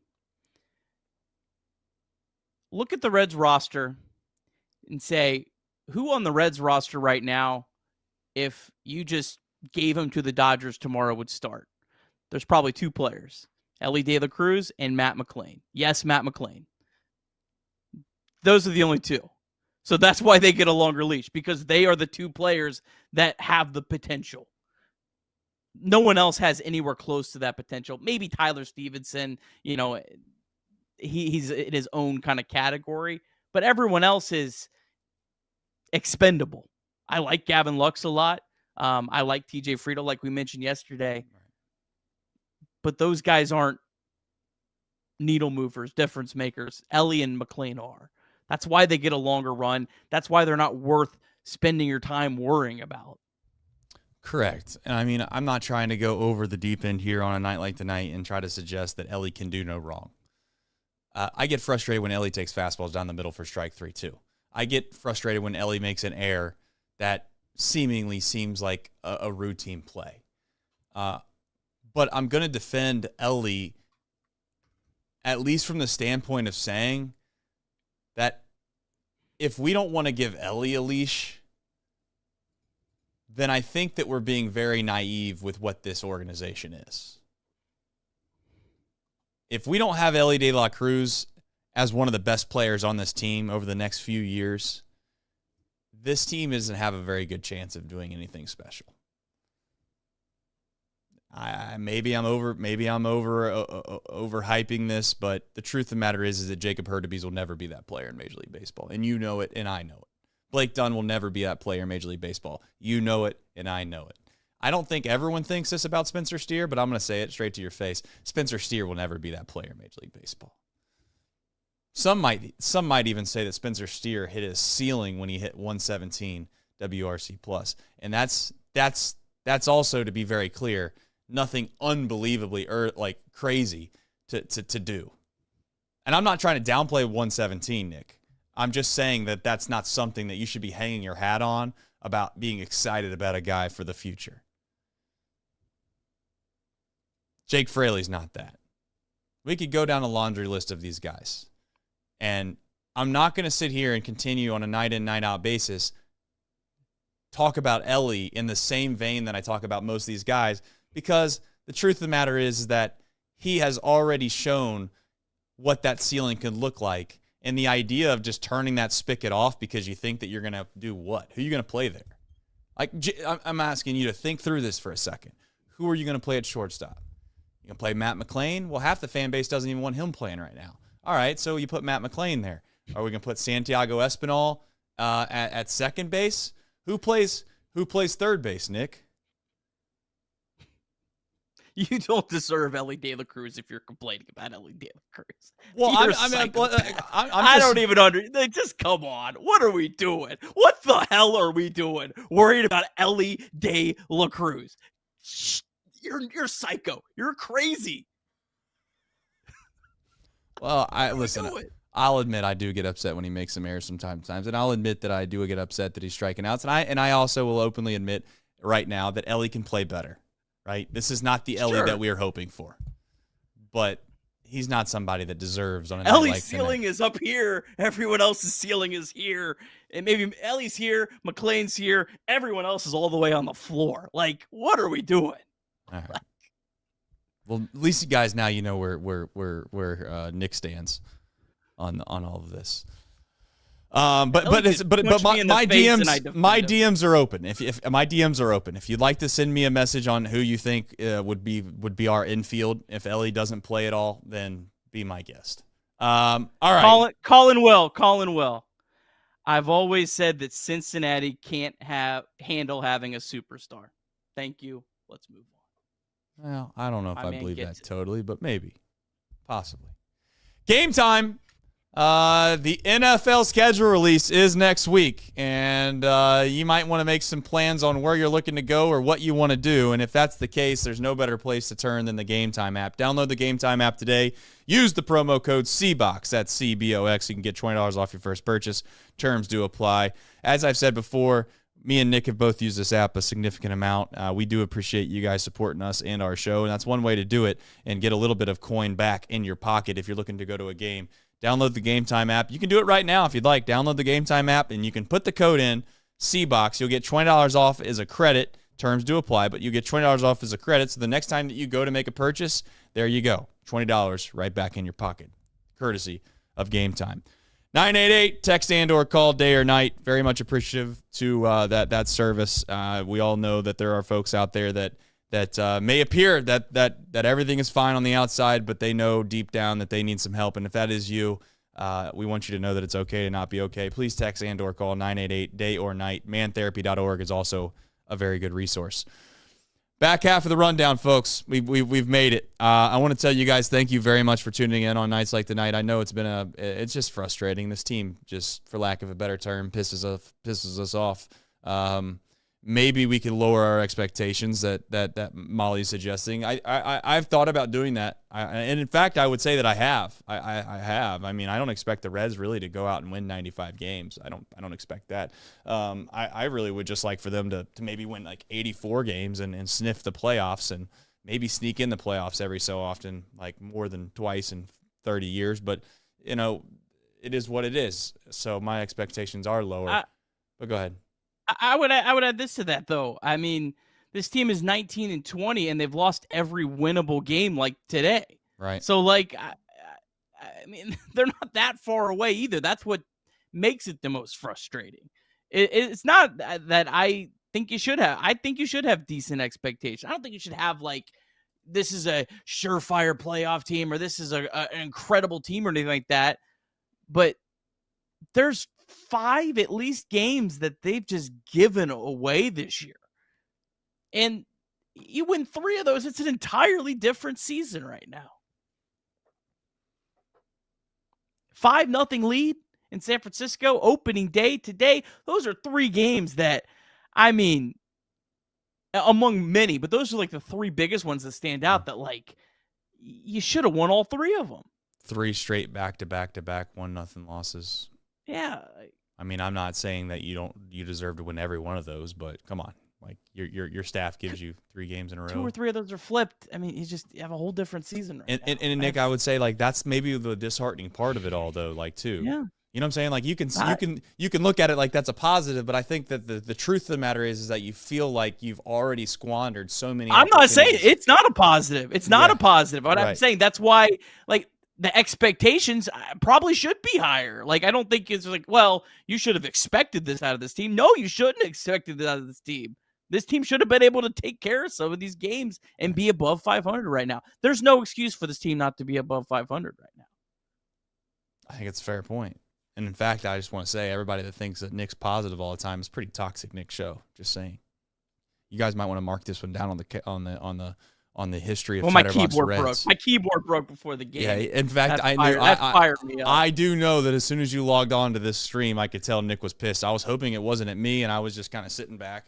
And I was gonna make a joke to Nick before we even started, and I didn't even make the joke because I could tell he was mad. So, anyways, super chats. Here we go. Alec Unzer Ballman. He said, "Death taxes and Ellie watching them groove another fastball in a 3-2 count." But hey.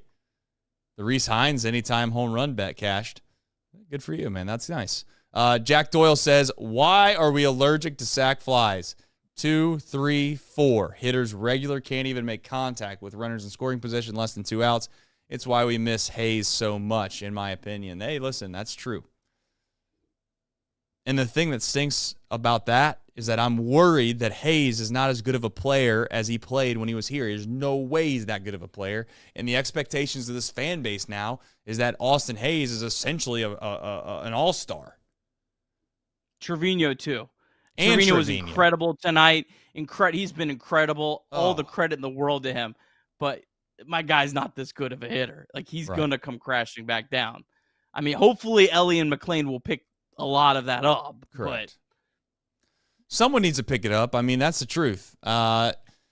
This next one's a stab in the heart, man. Dunny17 says this is the saddest loss since the Padres walk-off in 21. What a point. Oh man, that's one of those games like that was I think that Padres was one of the best like moments because it was India and Stevenson, who were both rookies, that came through in a big spot. And that was like one of the coolest Reds moments, coming back in that game and then losing it. But yeah, it's the worst since then. Yeah. I think he's right. Grant Harmon says Dunn and Hurtubise to Chattanooga. Bubba their ass.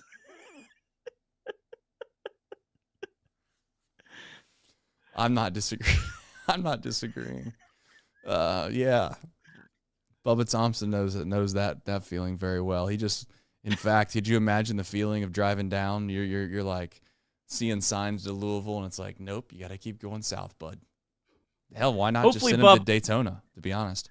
Hopefully, Bubba has a great college season at South Alabama football this year. We're wishing him well. Noah Downing says, why is Ashcraft closing? Well, I'll tell you why. Because they didn't have any available arms. No available arms. And Ashcraft on through 42 pitches the last 2 nights. Yes, he did. And I'd also say that Ashcraft has been good.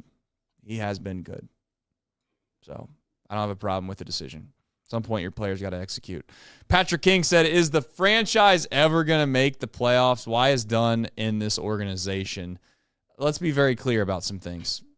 This is the stuff that we can't totally jump in on these things, because some of these guys don't deserve this wrath because they're not ready to be big league players yet, right? Nobody would be mad at Blake Dunn. Nobody would be mad at Jacob Hurtubise and no one would be mad at Spencer Steer if this organization probably made some smarter moves at some other point, and or somebody else in this organization stepped up the way they were supposed to. As I've said before, Blake Dunn and Jacob Hurtubise are taking punches in the face because Jamie Candelario sucks, and also because CES is basically as fragile as glass.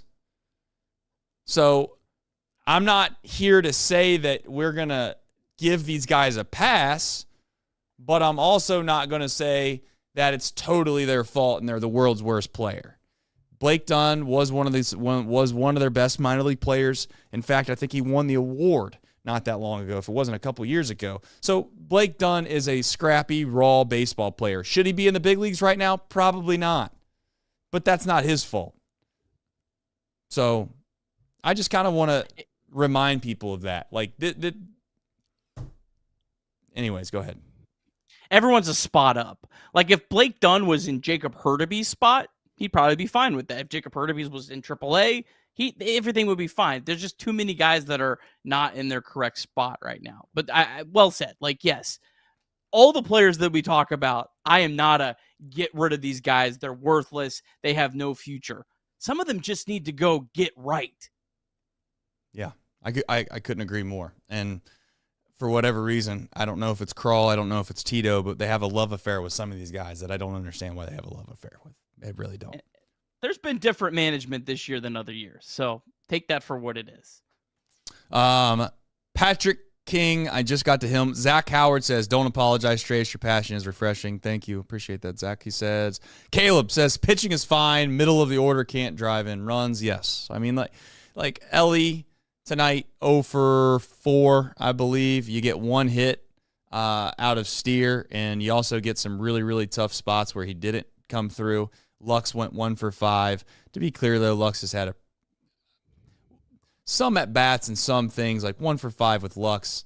I feel a little bit better than Steer personally, but you have Espinal kind of in the middle of the lineup again with no pop.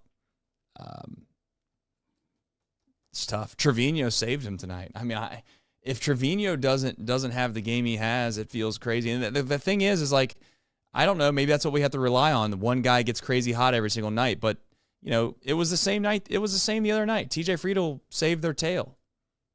So we've not had a collective game in a while. Feels like that's coming. Hopefully it's not 24 runs because then it just lopsides all the numbers, and then I feel like it feels like we get into ourselves in a position like this. I don't know. We just have like 3 7-run games in a row. Please, I'll take anywhere between 4 and 7 over the course of a week long. I don't need more and I don't need less. That's all. Give me 4 or more runs, and no more than 8 for a week straight. That seems literally impossible with this team. All right. Any other supers that I got to get to here really quickly? Yeah, there's 3 more that popped up. Do you need me to read them? You can if you'd like. I see it. I got Otis. You want it? I like to. I'll read Otis. I like this one. I appreciate this. He's more positive than me tonight, so I appreciate this. Season is still very long. Weak division. I don't know about the Cubs. Everyone else I do agree with. Remember the start to the 2023 season, 6 games under 500. We have a winnable schedule coming up. It's a fair point. No one wants to hear it, but I appreciate it, Otis. Yes, May 8th, 2023, we weren't even considering playoffs or anything. We were just thinking, all right, when are these guys going to get called up, and will they be interesting or not? So It's a very long season. TJ Friedl last night, his numbers completely flipping in a course of a couple hours is as good of a point to anything on that. It's fair. All right. Putrid Talent says Terry must hate Benson. Putrid Talent then chimes in and says, I love that Hines was able to prove Nick right. Yeah. No, that was an amazing moment. And Trace. Yeah, I mean we're on the same band. We're singing the same tunes there. Ned Flanders chimes in and says, so Nick, if we bring up Benson and you send down Steer and you keep Hines, how are we managing first base in the near term? I think I said it earlier. Might have missed that. I agree. Right now, you're kind of stuck with Steer because he's the only first baseman. But the problem was you had about 4 first base options when Steer was not right. He wasn't healthy either. And you could have sent him down and got him right then. So right now, you can't send down Steer. I'm frustrated at Steer, but you are stuck with him right now. But you can get Benson up in the lineup a lot of other ways. And really, Benson should probably be up over Dunn, over Hurtubise. I mean, if it was up to me, tomorrow, I guess Hayes is back tomorrow, right? You'd have Hayes and Benson up, and you'd have Hayes and Benson up, and you would have Dunn and Hurtubise down. Maybe I'm crazy for saying this, but I'll say it again. First base is not a position that I expect Spencer Steer to play at a super high level, and it's also a position that I'm okay with. Espinal could play it. I mean, clearly Espinal's there. Austin Espinal's the third baseman. Wins played it the other day. Is Tyler Stevenson incapable of playing first base? I will get it would be tough to just have all the catchers cover first base who haven't played first base really at all. I understand that point of it. I think you're kind of at this point stuck with Spencer Steer, and that's fine. If he's hitting 8th in the lineup or something, it is what it is. I don't love it. I'm still annoyed that you didn't take care of this problem earlier when you had ample opportunity to, but it's not really about Steer. It's just about Steer getting these opportunities all year and Benson never getting an opportunity. It's not a 1-for-1 thing. I'll say it. If our first baseman is batting 8th, cooked. Just cooked. I don't see a path. Especially when I look around the rest of the field. So,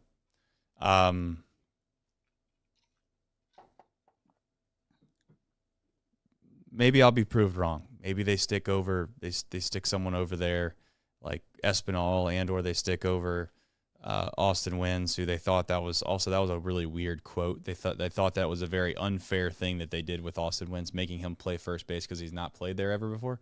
Okay, well, Gavin Lunks plays left field. Santiago Espinal was asked to play the outfield when he doesn't play that position either. Just that's interesting to me. I don't know what that means. So Mark brings up a great point. How about a legit first baseman? yeah, that'd be cool, but we don't get that. I mean, there might be a few of those on the waiver wire. You usually can pick up a first baseman. Right. Maybe they should just go pick up a first baseman. Yeah. I mean, Mike Ford available? Yeah, no, let's not do that. People are going to think you're serious, and then you're going to get hate mail. Trust me, I've lived that life. All right. This is gonna be like a 3-hour show. Yeah. Let's try to do our best here. We'll keep it on path. A lot of this we've already discussed, so I don't want to sit here and kind of beat a dead horse. But Hines and Trevino, two of the offensive storylines on a night like tonight. Unfortunate that they get glossed over, and they're going to get glossed over. Nick, it's probably the most damning thing. The thing that you had just said earlier about the Padres comeback was you have India and Stevenson who have these great moments. You have Hines and Trevino that have great moments tonight. No one's going to remember them because they lost, but Trevino put the offense on his back. Power, too, by the way. Not just singles, but power. A little bit of pop. A couple doubles, maybe 2 or 3 doubles, regardless. And then Hines has the big three doubles. The big 2-run home run that would give the Reds, obviously, a lead that they couldn't hold. So, shout out to them. We'll see if they're capable of doing it, keeping that up moving forward. Another great outing, if you want to stay positive here on a night like tonight. Clutch as can be, as clutch as you can get. And he's not going to get credit for it. Why? Because the Reds didn't win. But Lyon Richardson, great outing. You can also lump in Luis May as well, Nick. Lyon Richardson looks like a guy that belongs in this bullpen right now. Shout out to him. I mean, he gave up a run in his first outing on April 27th, but April 30th, 3 perfect innings. May 6th, looks like I think he got some help getting out of that one. But then tonight, two shutout innings, 2 strikeouts, no walks. He's limited the walks, which was kind of one of his bigger concerns.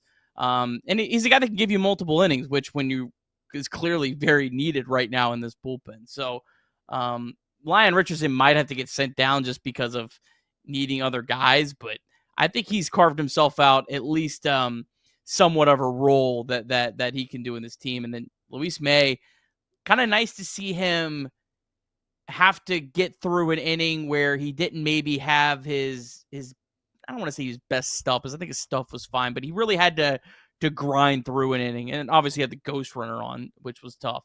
Just nice to see him. I mean, this is a guy that can that his issue was walking the world, and he came into a spot, did walk one batter, but made some pitches when he needed to, and he looks like a guy that absolutely belongs in the big leagues, and that might change. He may run into a really rough stretch here at some point, but both of those guys, I think, deserve a lot of credit tonight on a night where there's not probably a lot of credit that should be thrown around.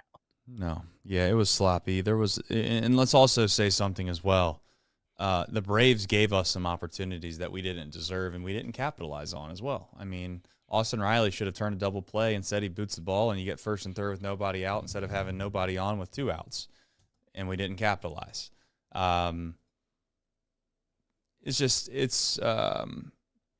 You get a break. You get a break where they're incapable of putting a bunt down. We couldn't put a bunt down either. Blake Dunn didn't put a bunt down, and that's the other thing too. Like with Blake Dunn, not to get too off topic, it's like you're a marginal guy, right? Like you have to be able to do the little things great to be able to stick around, and if you can't do those great, then that's kind of the line in the sand. So we'll see Blake Dunn. We'll see what his future holds, but.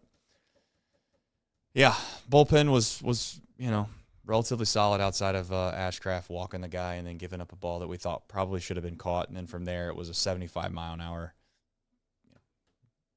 ground ball. Am I supposed to get mad because a guy hit a 75-mile-an-hour ground ball? Probably not. I'm also not going to get overly upset about the analytics and the shift. A guy that obviously complains about the shift for double plays. I did do that, but I'm not going to complain about the shift in general. I just want to remind everybody that are going to say something about the shift with the ground ball is that Matt McClain was shifted over to the middle there when he was playing in to cut that runner down at home, and the ball was hit right at him. So you kind of can't cherry pick when it comes to those things. It's just a tough luck night, and it's tough to be a Reds fan. I just want to say thank you for so many people that tune into our show, watch us each and every night. We live and breathe it with you, you know? I mean, God's honest truth. It's not like it's just not like a job, you know? Obviously, it is our job in a way, but at the same time, like, you know, we're just trying to build a community of people that feel the same way about the Reds, and we can sit here and discuss our differences and what we think should and shouldn't happen. And when you have to do shows after losses like this, you're not always, you know, you're just not always there, if I'm being completely honest. So hopefully if we're rambling or me and Nick are kind of tonight feel like we're, you know, not all the way there, it's because we just had our hearts ripped out of us. And we're doing our best to try to stay on track. So we're going to continue to do that. Do me a favor. We're going to do Reds MILB. If you haven't already, please like the stream. And also, as a reminder, we're live each and after live in the ninth inning of each and every game. So thank you for tuning in. Reds MILB, Nick. You're going to get an abbreviated Reds MILB tonight. Louisville lost 6-1 to Omaha. Will Benson, 2 for 4 with a double, 3 balls hit over 100 miles per hour. Alexis Diaz threw a scoreless inning, struck out 2 batters. Chattanooga, they won 7-4, now 16-13 on the year. Chase Burns, we were going to do a long talk about Burns. We'll save it for another day.